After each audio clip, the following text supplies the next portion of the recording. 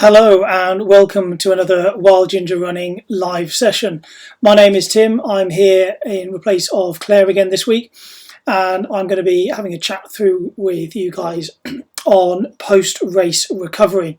So for those I've not met before, as I say, my name's Tim. I'm a physiotherapist and an endurance coach. So I'm coming in from both the sort of physio side of things as well as the coaching side. And if there's any other questions, come along. Welcome to another Wild Ginger Running live session. I told you, my name is Tim. I'm here in place of Claire again this week, and I'm going to be having a chat. Sorry, bear with me on this one while I'm getting feedback. Post-race recovery. So for those I've not met before, as I say, my name's Tim. I'm a physiotherapist and an endurance coach. So I'm coming in from.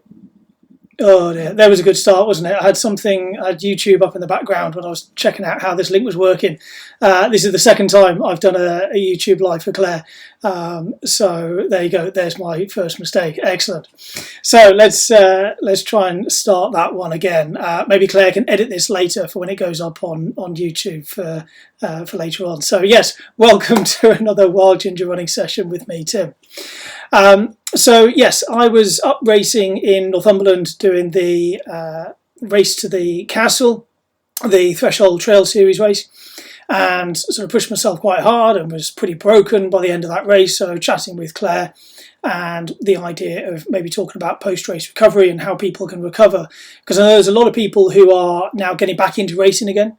There's a lot of races that are starting to happen as maybe some of our restrictions are easing, and we're trying to cram in as much as possible. We've missed these races, and it's trying to get in as many of these events as our bodies can tolerate. But really the question is, how quickly can we then race again?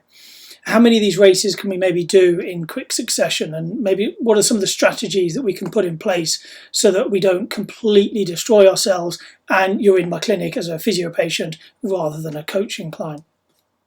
So yes, we had this one question come in from I think it was Stephanie, saying, yeah, talking about recovery from, again, race to the castle. So did it over 2 days.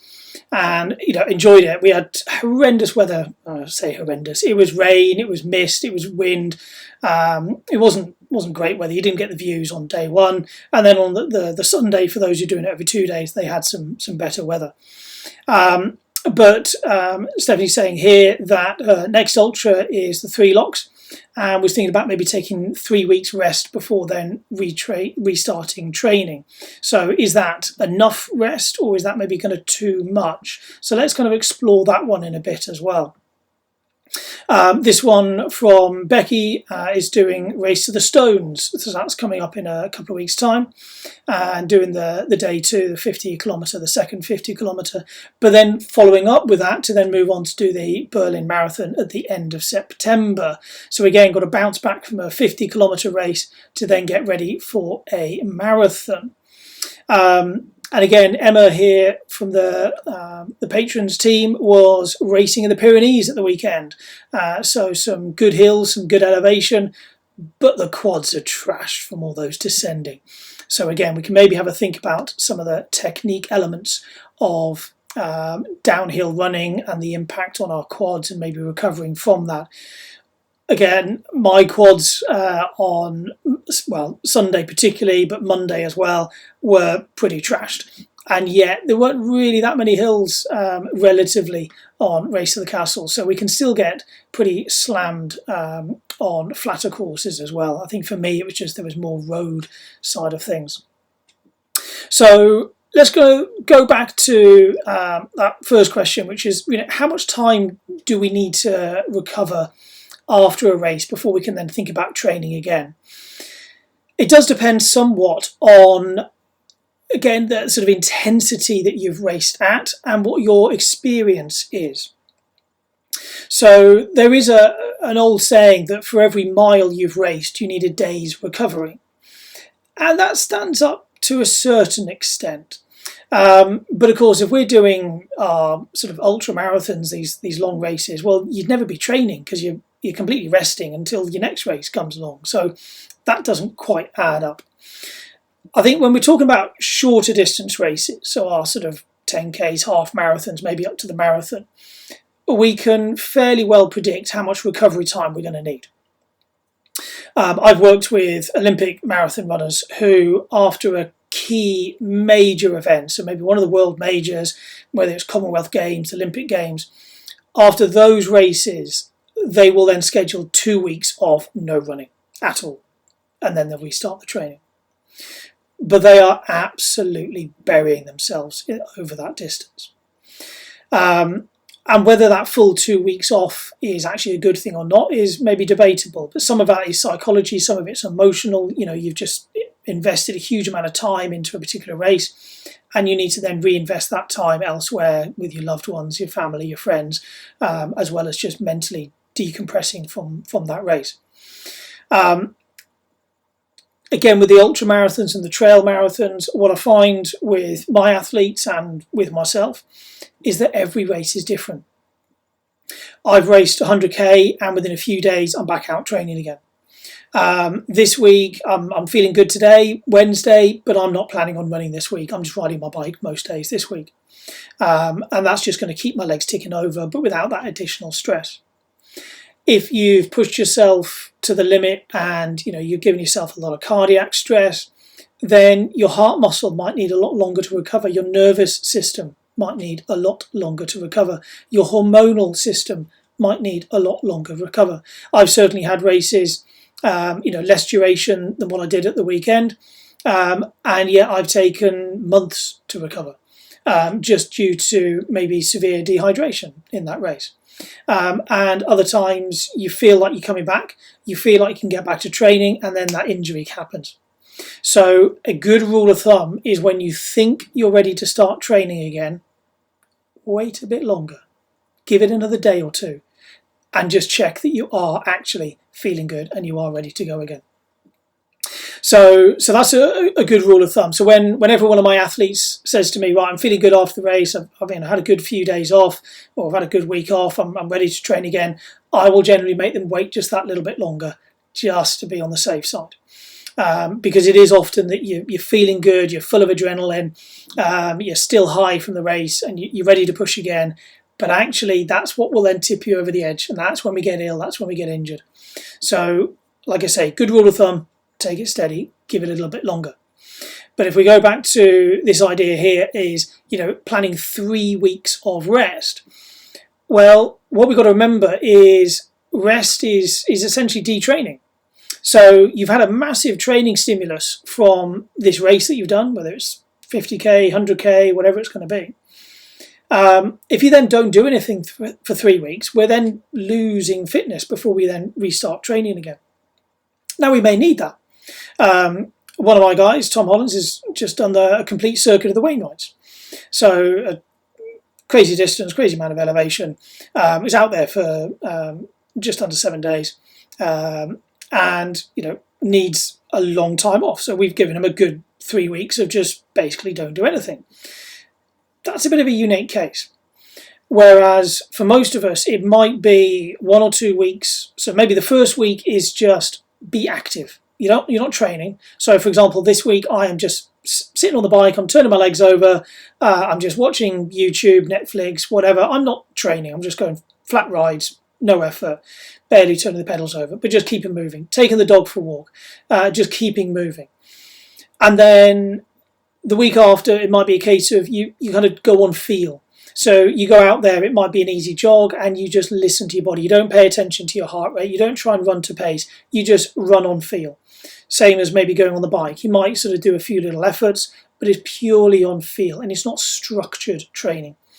And then the third week is maybe then you're back into more formal structured training. So that might be a way of doing it. So you've had that little bit of recovery that first week, you kind of maintenance transition phase, just doing something but not really training, and then we start to lift it back up again into a more formal training block after sort of 2 to 3 weeks.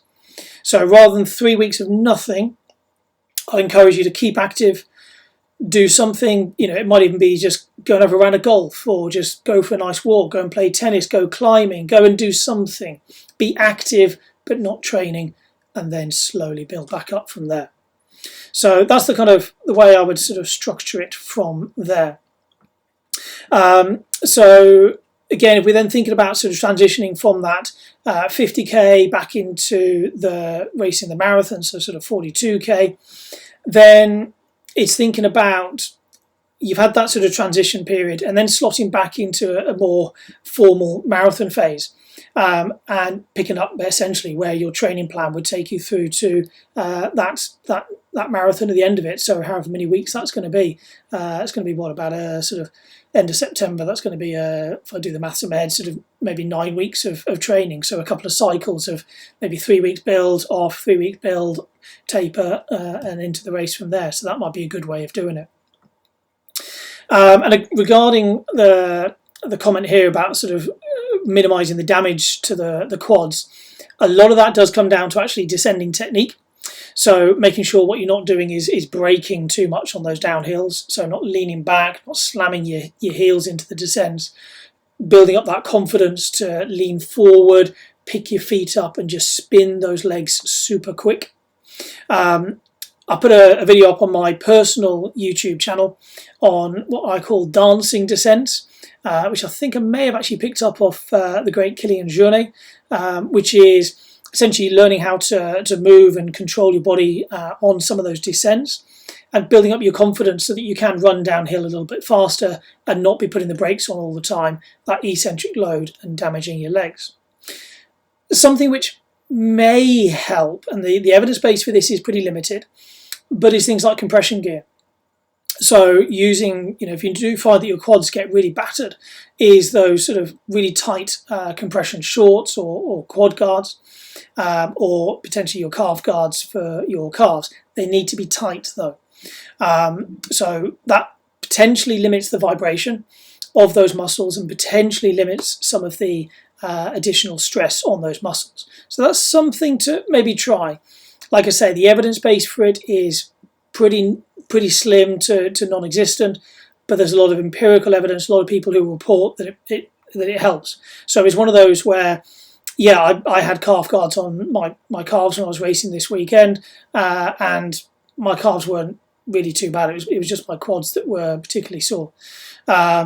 So yeah, something to consider there. That's but I think really from your descending point of view, it's the trying to work on your technique. So if I was going to move on then to the kind of initial recovery after your racing, or particularly your hard training session, what we've got to ask the question though is, why are you trying to minimise the stress of that race or that training session? What is that purpose of recovery? So, I've got a reasonable gap now between the race at the weekend to my next race, hopefully in September. So I was quite happy to be really sore and struggling to get down the stairs, because my body will absorb that training stress and stimulus and become stronger for it. All of these kind of recovery techniques that we can put into place will somewhat lessen the training stimulus. Now, if you've got races quite close together, then maybe, yes, we do want to limit that stress on the body, and accept we'll be limiting the training stimulus and the response we'll get from that. But there's some things that are the sort of the big rocks, the key things we want to get right. And one of the first things is really nailing your nutrition. This is a great little infographic by Jan Lubeur. If you don't follow him on social media, I would thoroughly encourage you to. He's brilliant at summarising recent research papers into infographic form. So have a look at a lot of the stuff there. And this is just one it's done the rounds a number of times. I think references back in 2016 there. But think about what we actually drink to rehydrate after maybe a hard training session, after a race. But things like, do you need complex recovery drinks, protein drinks, things like that?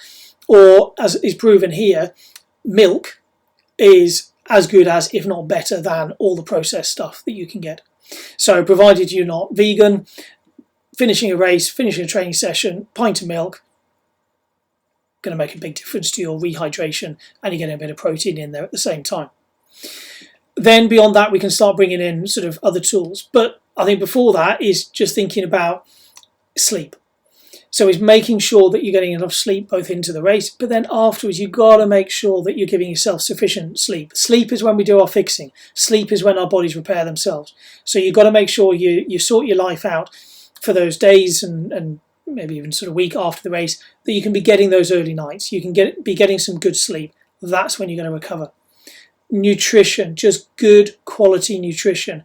Get the protein on board, get the healthy fats on board, get that carbohydrate back on board. So you've got to be thinking about having some whether it is a rehydration or a protein drink fairly soon after the race. So yeah, as soon as I crossed that finish line, I got my bag out the tent, went into the sort of canteen tent, got the sort of burgers and chips and everything else that they were handing out, great. But then I also had a recovery shake ready waiting for me. So that was straight down my neck before then even went off and had a shower and got myself cleaned up. So it was getting that nutrition straight on board as soon as you finish that race. That's what's going to help start sorting you out. And then, yes, okay, there are then some additional tools. Let's see if this is going to work. There we go. So this is my friend Joe was filming me here. So we just finished doing the Abraham's Tea Round, or the George Fisher's Tea Round that is now known as up in the Lake District. Got back to the car and I grabbed my massage hammer and started working on my legs just to loosen it off there. And in fact, if I scroll back to the beginning of that, you can see I've got my recovery shake there as soon as I've got back to the car from finishing that. So it's having these things ready and prepared for your immediate post-training session or post-race recovery. And then, yeah, there are some other funky things you can add in. So I use the Compex electrical stimulators as well.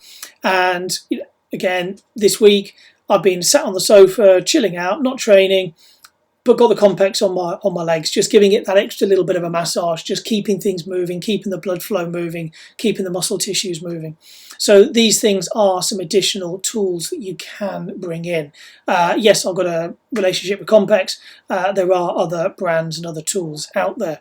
So those are some of the things that we can bring into play.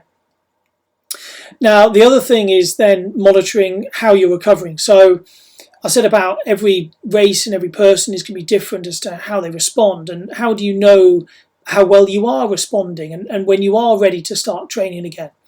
So something else that I use myself and with my athletes is HRV, so heart rate variability. And this is a screenshot from my HRV reading from the day after the race. And surprise, surprise, thankfully it told me, take it easy today.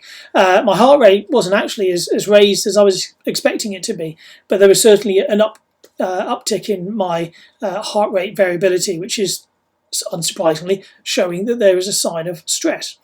So if I then sort of show you a kind of graph of where we're at now, on the right hand side of the screen as you're looking at it, I don't think it's mirrored to this screen, but you can see that my HRV is still above my normal limits, so I'm not ready to start training again. But just simply monitoring your morning waking heart rate will give you an indication about how recovered you are. If your heart rate is higher, it hasn't come back down to its normal baseline levels, then the chances are you're not recovered. Your body is still under stress. Take it steady. Take it easy. Take another rest day, whatever it needs to be. But as soon as that resting heart rate's come back down to your normal levels, or if you're using things like HRV for training and monitoring that heart rate variability, then again, that's going to give you more data, more information to help inform your decision making about when I'm ready to restart training again. So some other things that you can be thinking about is if you've got races in quite quick succession, and you've got to really maximise that recovery after a race, then yes, there are certainly a few things we can do.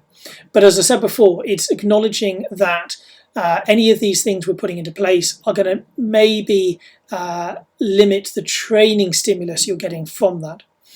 But that recovery starts as soon as you're crossing that finish line.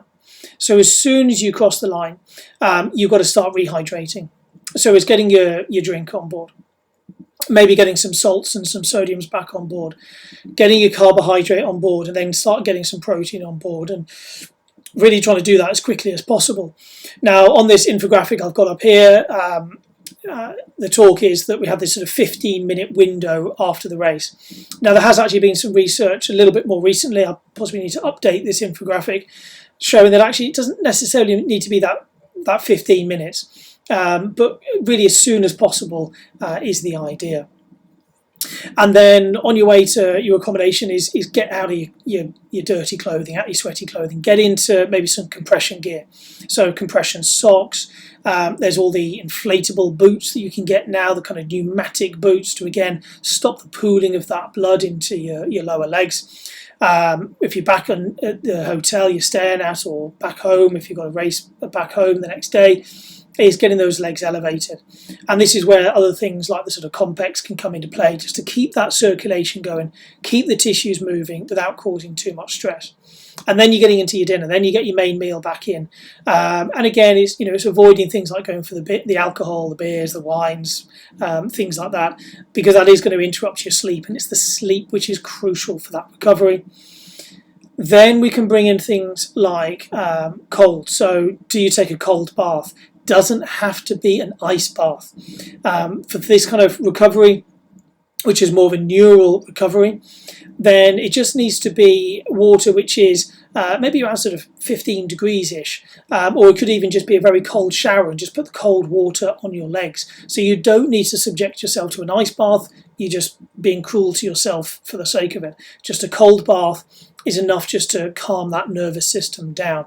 It's not doing anything to inflammation. The old idea was that it would be reducing the inflammation in the muscles. That doesn't really happen. But it does definitely just calm that nervous system down, which makes your legs feel better. And if they feel better, then you'll feel better the next day. Then it's also worth doing some mindfulness, some meditation techniques. Just calm the brain down as well. So, you've been hyped up for that race. You need to bring yourself back down again. And that will then help you get the quality sleep that you need to help you with your recovery. Some other things to consider is with sort of high stress from racing, there is then a knock-on effect in terms of potential infections and getting ill, sort of upper respiratory infections, things like that. And it has been shown that sort of things like tart cherry juice can reduce that risk of picking up an infection. So, the reducing that sort of systemic inflammation through those type of techniques, that might be beneficial. So that's something else just to consider. And then something else which I give my athletes is a bit of a kind of menu, because we've all got our sort of favourite ways of really trying to improve that recovery. And it's just how much time you can really allocate to it. So this is a kind of recovery menu that you can pick certain things from. They're going to work for you and will build up to overall give you a good score. So we're aiming about 150 points here, which will improve your overall recovery. And the big one up there is sleep. Sleeping at least 8 hours a night. Nail that one and you're a third of the way there already. If you can get an extra power nap in the middle of the day, then again, that will also help massively. So, the main one is just nail that sleep. It's not complicated. You don't need to get all the fancy tools. If you get the sleep right, you get the nutrition right, you're most of the way there. Then it's just keep moving. So don't just sit still. Don't just seize up. So the earlier comment there regarding do I just rest for a few weeks? No, keep moving. Keep those muscles moving. You might not like it in those first few minutes, the first 5-10 minutes of doing something, but you'll feel a lot better for it later on. Then there's things like getting some massage, whether it's hands-on massage with a therapist, whether it's getting on a foam roller, or getting, where's mine out, the video I showed you before, or getting the massage guns on. It's all just kind of calming that nervous system down, getting those muscles moving, getting the tissues moving. Again, there's nothing majorly fancy and special, but it does make a difference. Research, you'll read research out there that's saying that massage doesn't do anything for recovery, but it makes people feel better. If they feel better, they move better, and if they move better, they're going to recover better. That's what it's all about. Stretching, again, it depends on your personal preference. If you like stretching, stretch. If you find that stretching doesn't work for you, then fine, don't stretch, do something different instead. And then again, as I mentioned at the bottom there, is the the nutrition, so making sure you get good nutrition on board, make sure you get the hydration on board, and then you're pretty much good to go. Okay, I see there's a few comments coming through on the YouTube itself. John Gardner, hi, I think you're a pretty regular, and Kelly Bennett, Benedetti, sorry. So Kelly's saying you just did your first, in fact, is there a way that I can stick this on? There we go. Oh, there we go. So I am still a newbie at this. Claire gave me a brief introduction on how this all works, but it was quite some time ago now. So Kelly said just on second 50k, took a week off and then did an easy run and had knee pain, never had before. Is that typical? So yeah, this kind of goes back to what I was saying earlier on, is that you can often feel really quite good. You think you're ready to go back to training. You're walking around and your body feels okay. Then you try and run and no, not there. Which is where I think sort of maybe future reference is when you think you're ready to go for an easy run, wait another day. Or do just a very easy run, walk, a really short session. And then reevaluate, how do I now feel after that? So it may well be that your tissues were still not particularly happy with you, still loaded and sort of potentially overloaded and quite stressed. And then they were coping with walking around and that was okay. But the extra load of running was just that bit too much. So I wouldn't panic. I would just take it steady, let that pain settle. And if it doesn't settle, then maybe get in touch and we can try and help you out, or go and see a local physio that can help you out as well. But it's not uncommon, which is why I'm saying, it'd be really good just to get in that habit of when you feel like you're ready to train again, take an extra day. So I think John's got a question here. There we go. So advice on best care for sensitive Achilles tendon. So the main thing there is looking at your loading in terms of, you're running 35 miles a week, but how is that then built up over the course of the week?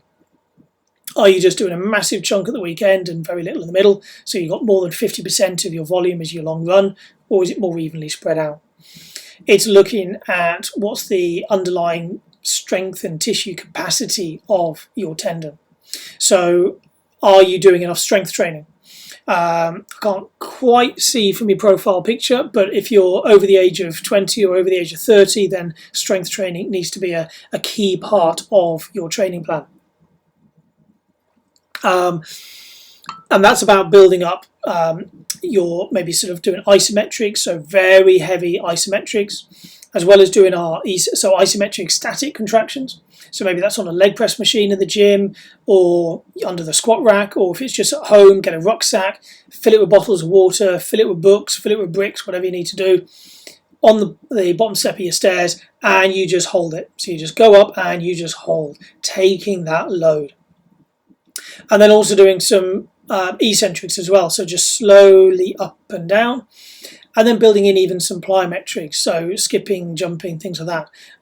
And Claire and I did a video way back in sort of early initial lockdown, I think it was, on skipping and bounding drills for runners. So have a look back on her YouTube channel for early on last summer.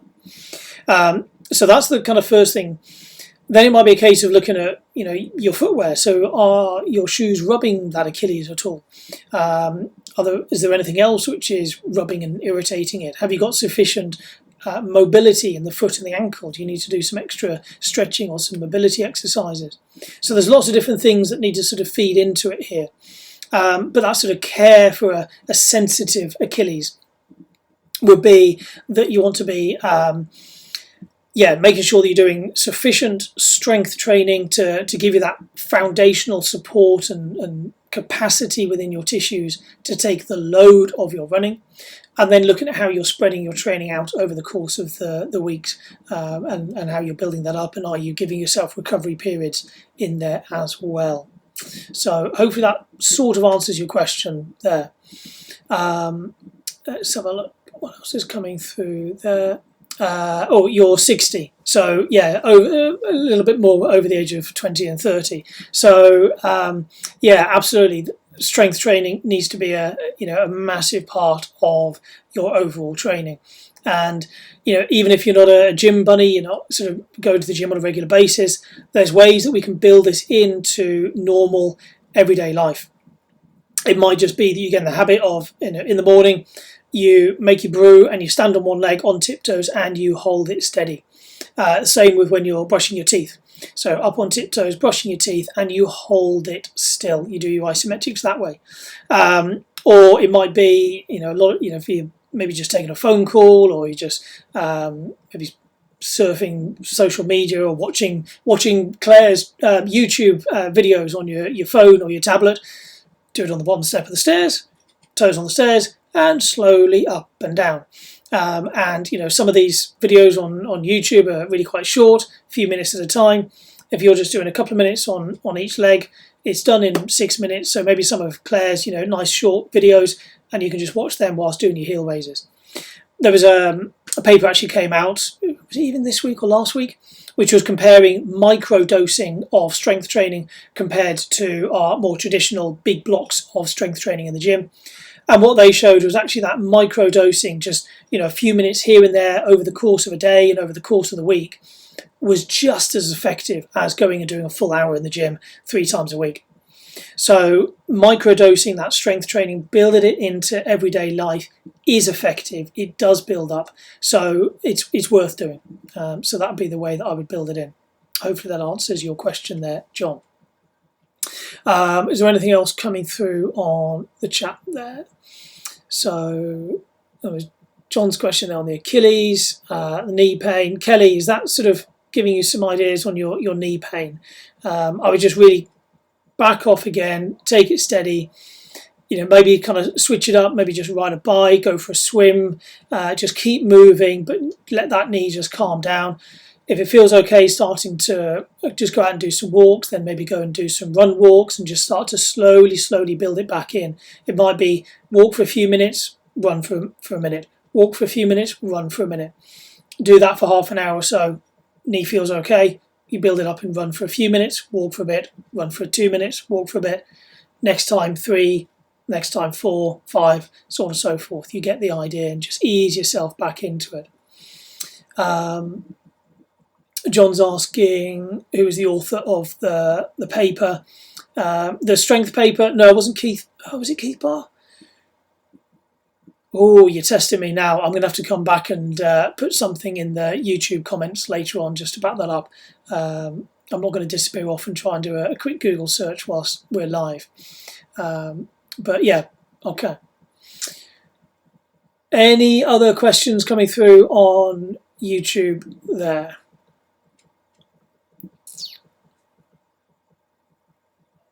No, okay.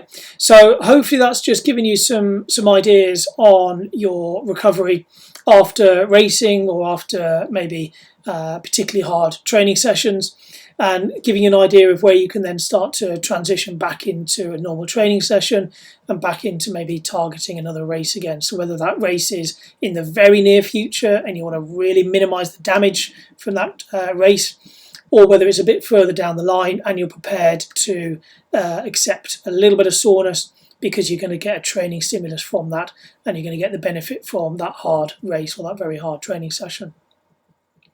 Okay, thanks very much, guys. I think there's a few product reviews that I've done for Claire that are in the pipeline, so they should be coming out in the not too distant future. I know there's more of these live sessions with Vicky and Marcus and Jen, so keep an eye out for those. If you want to ask me any questions, you can get me either via the Patreon group on Facebook, or you can contact me direct. My social media handles at the top there, so Instagram's the easiest one to find me on, or yes, you can follow me on Strava. Okay, thanks very much, guys. Have a good evening, and I'll see you next time. See you later.